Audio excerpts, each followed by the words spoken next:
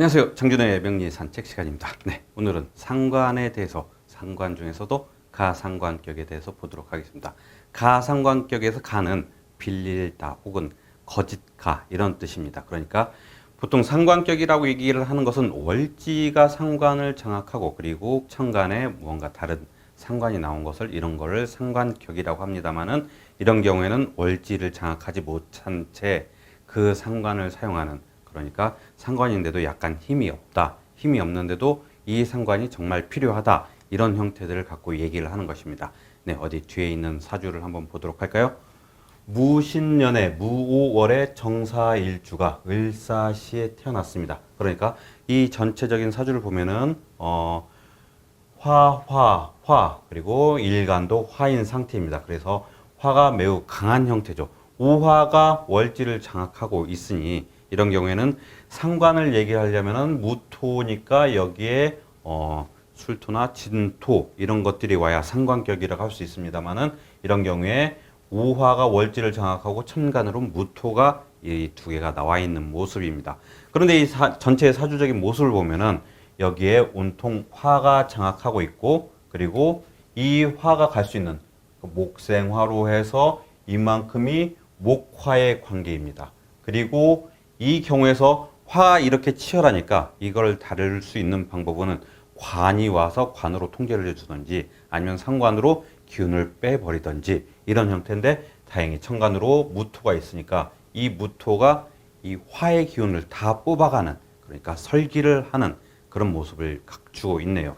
그리고 또 한 번 이 연지에 신금이 자리하고 있어서 화생토, 토생금의 관계를 유지하고 있는 겁니다. 신금이 비록 저 멀리 연지에 있습니다만 없는 것보단 낫기 때문에 이런 경우에는 화생토, 토생금을 하는 관계가 이루어져 있고, 이 무토가 화와 금 사이의 중간에서 교량 역할을 해주는 이런 중요한 역할을 하고 있습니다. 그래서 이런 경우에 월지는 비록 상관이 장악하지 못했지만 그래도 이런 경우에 상관으로서 가치가 있다. 그래서 가상관이라고 표현을 하는 겁니다. 어디 본문 내용을 한번 보도록 할까요? 차, 화토상관. 이 사주는 화토상관이다. 일주 왕극이다. 일주가 왕하여 극에 이르렀다. 왕극하다.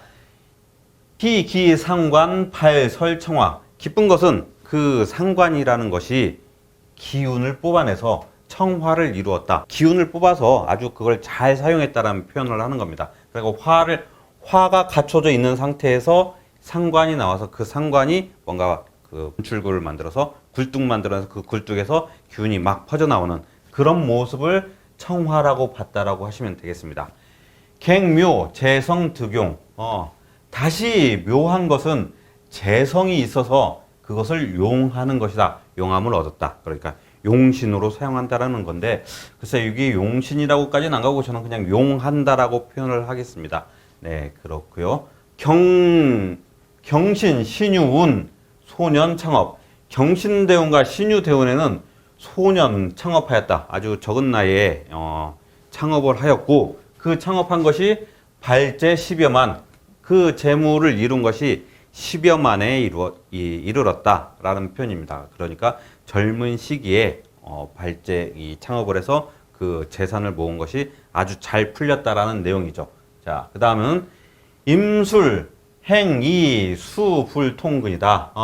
임술 대운에는 다행스럽게 수, 불, 통근, 수가 통근하지 못했다. 그러니까 임수가 왔으면은 이 경우에 화토가 매우 강한 상황인데, 이 임수가 왔을 적에 바로 무토가 임수를 치는 이런 현상을 발생하는 거죠. 그러니까 이런 경우에 무토가 임수를 쳐서 그 상관 경관을 하는 모습이 발생한다든지, 아니면 또 이 화를 수국화의 문제를 일으킨다든지 이런 불리한 조건을 갖추고 있는데, 다행스럽게 임수는 통근한 게 없다. 그러니까 뿌리가 없이 들어왔기 때문에 이런 경우는 다행으로 본다. 그래서 수유, 형모이, 무대환.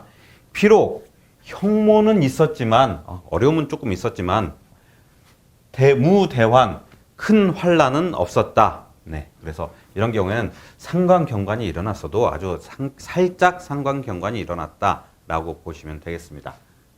지, 개의 운. 격화지열, 계해운에 이르러, 계대운에 이르러 화의 맹렬함을 치고 있으니 건드린다는 뜻이죠. 그러니까 이런 경우에 계해라고 하면 이 해수가 지지에 있는 사화를 쳐서 사해충, 그러니까 온전하게 화의 국을 이루고 있는 모습인데, 이게 해수가 와서 사해충을 만들어 온통 이걸 이 싸움판을 만들어 놓는다, 이렇게 보시면 되겠습니다. 그리고 설재 지희, 재성의 기운을 설에 가니 불록하였다, 사망하였다 라고 하는 겁니다. 네, 그럼 이제 전체적인 내용을 방금 봤던 내용과 함께 파악을 해보도록 하겠습니다. 근데 이 사주는 우화가 월지를 장악해서 사우라는 방국을 이루고 있습니다. 물론 이쪽도 사화 이렇게 해서 화의 기운이 매우 강한 형태를 이루고 있습니다. 그리고 이 강한 형태가 일주가 또 강해진 모습이죠. 을목이 있습니다만 이 을목이 뭐 여기에서 이 인성으로서 크게 작용한다기보다는 이미 이것은 화가 강해졌기 때문에 인성이 필요 없게 되는 겁니다. 일간이 강해서 주변에 자기의 기운이 강해지면은 인성을 의지하지 않습니다. 그러니까 말 그대로 성인이 된 아들이 어머니의 보호는 더 이상 필요 없습니다가 되는 거죠. 그래서 이런 경우에 오히려 자기 기운을 분출시킬 수 있는 이런 분화구, 굴뚝 이런 것들이 필요하게 되는 거죠. 그래서 무토라는 것을 잘 사용합니다. 상관을 쓰니 상관생재로 넘어가는 이런 형태를 보이겠죠. 이런 경우에 이 을목이 상관을 통제한다라고 하기는 힘듭니다. 왜냐하면 상관이 매우 강해서 을목이 상관을 통제하는 경우는 그러면 얘기가 다른데, 이 경우는 이미 일간이 충분히 강하고 이 충분히 강한 일간을 무토로서 기운을 뽑아내는 역할을 하기 때문에 을목의 역할은 필요하지 않다라는 거죠. 그리고 상관생재로 넘어가는 이런 중간 다리가 있다는 겁니다. 만일 무토가 없다고 한다면 이 모든 기운들, 화의 기운들이, 그러니까 비겁들이죠. 비겁들이 신금을 자기 것으로 취하려고 하는 이런 비겁쟁제, 군겁쟁제, 군비쟁제, 모든 용어들이 다 똑같습니다. 쟁제의 현상을 일으키게 되는 겁니다. 다행히 무토라는 굴뚝이 있고 이 굴뚝을 통해서 상관생재의 역할을 만들어주는 겁니다. 그리고 이 신금이 이미 사주의 저 구석에 있긴 하지만은 상관생재, 그러니까 재성에 대한 감각을 이미 어느 정도 갖췄다라고 볼 수가 있는 거죠. 그래서 이런 경우에 기미대우는 이미 자기 기운, 상관과 식상의 기운들이고, 이 시기에는 뭔가를 할 수 있는 시기가 아니겠죠. 당연히 너무 어린 시기니까 이런 건 할 수 없는 시기고, 경신, 신유, 대운 10대, 20대로 추정할 수가 있습니다. 그래서 이 10대, 20대에 소년 창업을 했다고 그랬죠. 소년 창업을 해서 발제를 한 것이 10여 만이다 라고 표현한 겁니다. 이 경우가 바로 신금이 지지에, 연지에 있어서 어느 정도 재물에 대한 재에 대한 감각이 이미 갖춰져 있었던 거죠. 그리고 이게 경신과 신유가 기둥으로 들어왔기 때문에 그 사용함이 남달랐다고 볼 수 있겠습니다. 그리하여 이 경우에는 발제하는 것이 아주 잘 만들어집니다. 이 사주가 갖고 있는 유일한 단점이 수가 없다라는 겁니다. 처음에 말씀드렸지만 여기에 화가 이렇게 비겁이 강하기 때문에 이 비겁을 조절해 주려면은 일단 관살이 어느 정도 하나 정도는 갖춰줘야 되는데, 그 관살이 공교롭게 수입니다. 이 사주가 5월이라는 이 매우 강한 이 화기가 강한 월에 태어났기 때문에 이 사주는 조우가 매우 한쪽으로 편협되어 있는, 치우쳐져 있는 그런 모습입니다.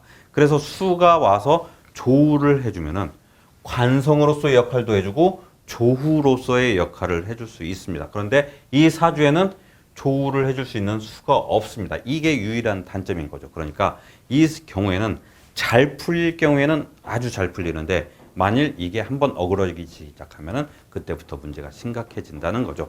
이때 임술대운에서는 아까도 말씀드렸지만 임수가 뿌리가 없이 들어왔습니다. 그래서 상관경관이 일어날 수 있습니다만은 결국에는 사화와 오화를 건드리지 않는 이런 범위 내에서 움직였기 때문에 그렇게 형모가 있었지만 큰 환란은 없었다라고 볼 수 있는 거죠. 그래서 여기에 만일 신금이 위치를 바꿔서 오화와 위치를 바꿨다 그러면 또 얘기가 달라지게 됩니다. 이런 경우에는 아마 신금이 임수를 지원해서 좀 더 강력한 그러니까 이런 경우에는 재산을 모은 걸 가지고 아마 관직에 진출하려고 하는, 지금까지 제 적천수 강좌를 보시면서 아시겠지만 자기의 재산을 기부해서 관직을 얻는 이런 현상으로도 갈 수 있었을 거라고 봅니다. 그러나 신금은 이 연지에 있었고 임수는 그냥 이 약간의 형모를 일으키는 그런 형태를 보이게 되겠습니다. 문제가 되는 것은 이 계해대운이죠.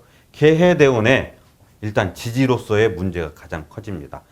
몸에 문제가 발생한다는 거죠. 몸에 문제가 발생한다는 건 즉각적인 정신적인 문제가 아니라 바로 현실적인 문제가 시작된다는 겁니다.